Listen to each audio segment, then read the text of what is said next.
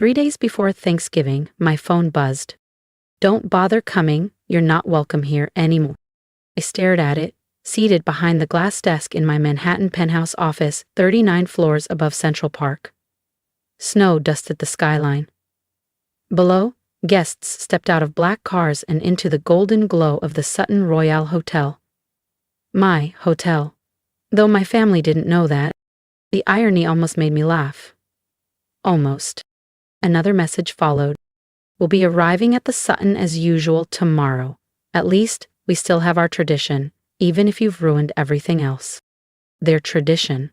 The same 5-star hotel where the Cartwright family had celebrated Thanksgiving every year for the past 25 years. The place where I'd been made to feel like a stranger since I was 17. I picked up the desk phone. "Layla, could you pull up the Cartwright Thanksgiving reservation?" "Already in front of me, Miss Cartwright," my assistant replied. "Your parents and siblings will be checking in tomorrow. 3 luxury suites, full." I leaned back in my chair, eyes closing for a moment as last year's memories surged forward. That was when everything changed. "You want to use Cartwright funds to build transitional housing?" my father had snapped, waving my proposal like it was trash. "Our name supports museums and concert halls, not drug addicts and single mothers." "People are struggling, Dad," I'd said, calm but firm. "We could help." My mother shook her head. "You sound just like Aunt Eleanor. She embarrassed this family with her causes." As Aunt Eleanor, disowned for her activism decades ago. The same woman who secretly backed my purchase of the Sutton Royale when it hit the market last spring. My sister Caroline had added, "Honestly, Elise, sometimes I wonder if you're even a Cartwright."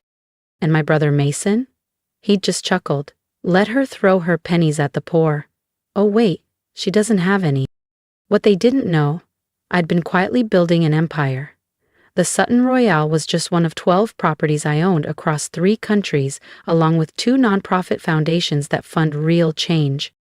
So this year, I didn't reply to my mother's message. Instead, I gave their rooms to my staff, the housekeeping team, the cooks, the night shift concierge, people who'd earned warmth and luxury far more than my family ever had. Let them show up and see what not welcome really looks like. My phone buzzed again. A photo from Caroline, my sister. The family gathered in our childhood estate in Westchester, toasting wine glasses, finalizing their annual Sutton Royale Thanksgiving itinerary. "Too bad you'll be spending Thanksgiving alone," her caption read. "Maybe you can serve soup at one of your shelters." I stared at it for a moment, then smiled. Not out of bitterness, but pride. They had no idea what I'd done with the Sutton Royale since acquiring it last spring. The wasteful banquet menus replaced with sustainable catering partnerships, green energy initiatives that had cut costs without compromising luxury. A quiet, off-season rehabilitation and skills program for unhoused women, one that had already helped over 50 participants find permanent employment. Changes that made the hotel more than a resort, a sanctuary, a mission. And they'd stayed blind to it, too wrapped in privilege to look beyond their champagne. I pressed the intercom button. "Layla, please connect me to Manager Darden." "Right away, Ms. Cartwright." Seconds later, his voice came through the line. "Elise, how can I help?" "The Cartwright Thanksgiving reservation," I said. "I assume it's still under their usual suite block." "Yes," he said. 3 luxury suites, full staff support. Everything to their specifications." He paused. "They still don't know you're the owner?" "Correct," I said. Then exhaled. "Cancel it." Silence. "You mean the entire reservation?" "Every suite, every service, all of it." "Unleash. They've been guests for over 2 decades." "I know." Another pause. "I'll cancel it now. Would you like me to notify them?" "No," I said, smiling faintly. "I'll take care of that." I opened my mother's last text and typed slowly, deliberately. "Actually, the Sutton just contacted me. Your reservation's been canceled." 3 dots popped up right away. "What? That's not possible. We've had that booking since July." "Not anymore." The next buzz was a phone call from my father. I let it go to voicemail. Then another from Caroline. "Dad's calling the manager right now. This must be a mistake." I put my phone face down on the desk. No, Carolyn, not a mistake. For once, you're just not welcome. Not because I was late. Not because I was too intense or too different, but because this is mine now. And I've learned that sometimes the best way to reclaim your place isn't to ask for a seat at their table. It's to build your own. And take back the keys they never thought you held. This is ridiculous. I waited, calm, knowing exactly what would happen next. Within minutes, my father's name appeared on my phone screen. A text followed. The manager says the cancellation came from the owner. This is outrageous. We're one of their most loyal clients. I took a deep breath and replied, yes, the owner canceled it. In fact, she's canceling your permanent booking altogether. A pause. Then, Mom. Since when does a woman own the Sutton Royale? My hands were steady as I typed the truth. Since last year, when I bought it. Silence. Then came the wave, texts from my brother Mason. Stop playing, Elise. From my sister Caroline. This isn't funny. Even my father. What are you talking about? I opened my desk drawer and pulled out the frame deed. The Sutton Royale, owned by Cartwright Hospitality Collective. Signed and sealed. Sent the photo to the group chat. More silence. And from my mother. This is impossible. You don't have that kind of money. You work for that nonprofit. I laughed. Actually laughed. They still thought I ran a local community outreach center, never once asking how I managed to fly first class or afford my Manhattan penthouse. Never wondering how that nonprofit work had me consulting for international firms and speaking at global summits. I typed, check the documents, Mom. The Sutton Royale is mine. Your special place now belongs to the daughter you disinvited from Thanksgiving. My office phone buzzed. Layla's voice came through. Elise, your father's on the line. He's demanding to speak to the owner. I smiled. Put him through. It was time. Elise, my father's voice came over the speaker, brittle and strained. What have you done? Nothing yet, I said calmly. But I think it's time we had a long overdue conversation about family, privilege, and consequences. Would you like to have it over the phone? I added. Or would you prefer to meet in person? I have a lovely office on the top floor overlooking your old Thanksgiving suite. The silence that followed? 20 years in the making. An hour later, they filed in like scolded children. Caroline in oversized sunglasses, Mason checking his watch, my parents stiff and silent. Gone was their usual arrogance. In its place, confusion, bitterness, and something unfamiliar. Fear. Please, I gestured to the chairs. Have a seat. Through the panoramic glass behind me, the Sutton Royale shimmered in the afternoon sun. My legacy. How? My father finally snapped, refusing to sit. How did you afford this place? I leaned back in my chair and smiled. Because while you were laughing at my causes, I was building a kingdom. If you believe quiet strength speaks louder than shouting, and that karma sometimes wears a tailored suit, don't forget to subscribe. Elise's next move will leave more than just her family speechless. You never cared enough to ask what I was really doing, did you? I said quietly. Too busy mocking my bleeding heart projects to realize I was building something. Building what? Caroline snapped, arms crossed. But I caught the tremble in her voice.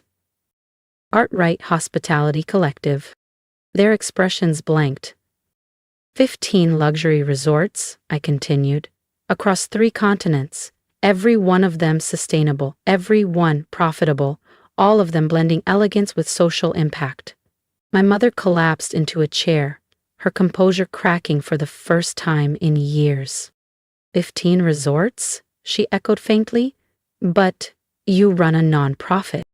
No, I said, measured. I partner with nonprofits. We offer job training through transitional housing programs. We work with rehabilitation centers, shelters, and vocational schools. Sutton Royale alone has helped over 300 people rebuild their lives.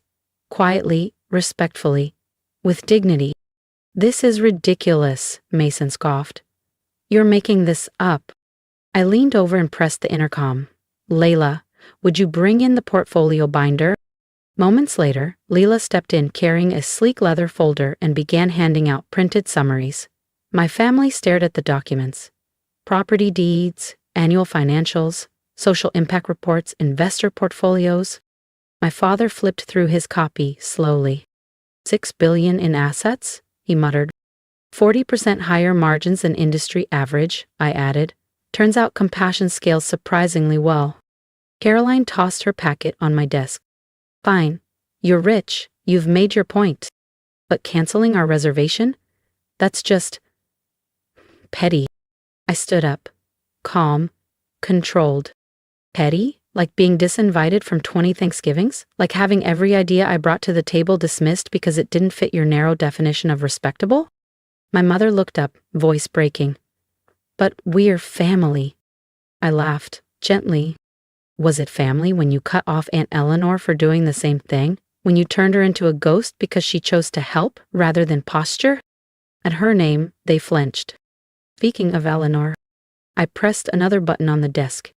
The screen on the wall flickered, then came to life. Aunt Eleanor's face appeared, beaming. Hello, brother dear, she said to my father, voice cool. Quite the surprise. You're part of this? He asked, backing up a step. I helped Elise buy Sutton Royale, she said proudly. I saw in her what none of you did. Vision, heart, and the intelligence to turn values into value. You helped her take our special place, my mother accused. Eleanor's smile sharpened. Your special place? The one where you spent 2 decades making her feel small, while she quietly built something that serves thousands? We'll sue, Mason threatened. We have permanent booking rights. Check your contract, I said, calmly. It expired last month. No renewal clause. I didn't renew them, I said. Silence pressed down on the room like fog. Outside, the Manhattan skyline glittered under late afternoon light. Cars moved steadily below. Guests continued checking into the Sutton Royale. The world didn't pause. Paradise, it seemed, continued, indifferent to the unraveling in my office. Finally, my father spoke, voice low. What do you want, Elise? I turned toward the window. What do I want? I let the question hang there, then turned to face them. I want you to understand what you missed, not just about me, but about what success actually looks like. I walked slowly back to my desk. The Sutton Royale isn't just a luxury hotel. It's a platform, a proof of concept.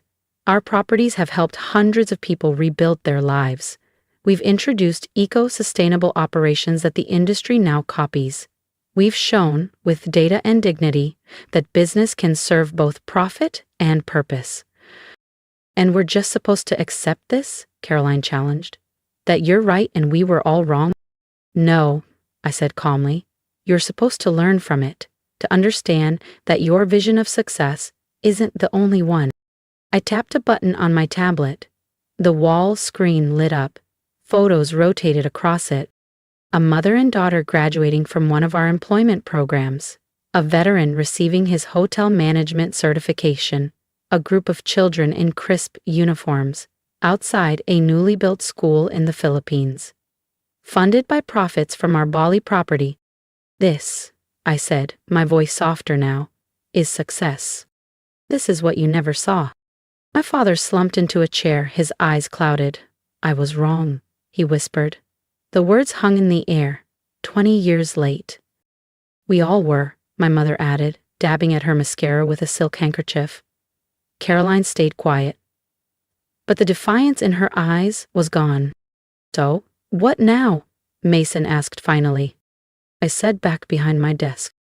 Up to you. Tomorrow, we're hosting Thanksgiving dinner, right here, not just for guests, but for staff, trainees, and anyone in our programs who needs a place to belong. I looked at each of them. You're welcome to join us, not as VIPs, not as guests of honor, but as people willing to listen, to understand, and maybe to change. My mother's voice cracked. You'd still have us, after everything? This was never about revenge, I said gently. It's about transformation. about giving you a chance to see what's possible when you care about something beyond yourselves. And Eleanor smiled from the screen. Elise built something extraordinary, James, something your parents would have been proud of, not because it made billions, but because it made a difference. My father rose slowly. We'll need time. I nodded. Take it. But remember, I said gently, Thanksgiving dinner is at 6 tomorrow. If you come ready to see Sutton Royale through new eyes. They filed out in silence, no smug remarks, no parting shots, just quiet footsteps and the weight of their own awakening. Their shoulders slumped, their certainty unraveled. As the door clicked shut behind them, Aunt Eleanor's voice came through the screen again. You did it, sweetheart. You changed everything. I smiled at her image. No, we did it. You believed in me when no one else would. They'll come tomorrow, she said, with quiet conviction. Their pride may be bruised, but their eyes are opening. She was right. The next evening my family returned, not in black car-chauffeured town cars or luxury sedans, but in modest rentals. No red carpet airs, no designer bravado. They walked into the grand ballroom of the Sutton Royale, now transformed with long tables filled with staff, program graduates, and guests from all walks of life. Thanksgiving was alive in the room, warm, human, real. They sat next to the people they once overlooked. They listened to stories of addiction overcome, of careers started, of children thriving because their parents had been given a second chance. They didn't interrupt, they didn't flinch. For once, they absorbed. Caroline now oversees our education partnerships, developing programs that offer scholarships to staff families. Mason manages community outreach, coordinating with shelters and re-entry programs across the city. Even my parents have changed. They now proudly host events at the Sutton Royale, telling anyone who will listen about their daughter's vision for responsible luxury. Last week, a journalist asked me, why not cut them off completely? Why let them back in? I showed her a photo from last Thanksgiving. My family? Not posing, but serving, passing plates, sharing food, listening with open hearts, becoming part of something greater than themselves. Because, I told her, sometimes the best revenge isn't punishment. It's transformation. Today, Sutton Royale continues to thrive. Not just as a destination, but as a place where privilege meets purpose, where luxury carries responsibility, where lives change quietly, steadily, powerfully. And every Thanksgiving we gather here together, not as the old Cartwrights, driven by ego, status, and exclusion, but as something better, something earned. Sometimes you have to lose the version of paradise you were taught to want, to find the one that truly matters. Understanding. If you followed my story this far, I want to thank you, not just for listening, but for seeing me. For years, I was told my heart was too soft, my vision too idealistic, and my values too naive. But I've learned that quiet persistence can build empires, and compassion, when paired with strategy, can rewrite legacies. If this story resonated with you, I invite you to leave a comment below. Tell me what you would have done in my shoes. Would you have forgiven your family? Would you have given them a second chance? Your support means more than you know. Hit that subscribe button if you believe that power doesn't always have to be loud, and that success should lift others, not just ourselves. And here's my advice to anyone out there who's ever felt underestimated. Don't waste energy proving your worth to those who refuse to see it. Instead, build something so undeniable they can't ignore it. Create your version of paradise, one built not on ego, but on purpose. Because in the end, the best legacy you can leave is a life that made others better. And trust me, that kind of success never goes unnoticed.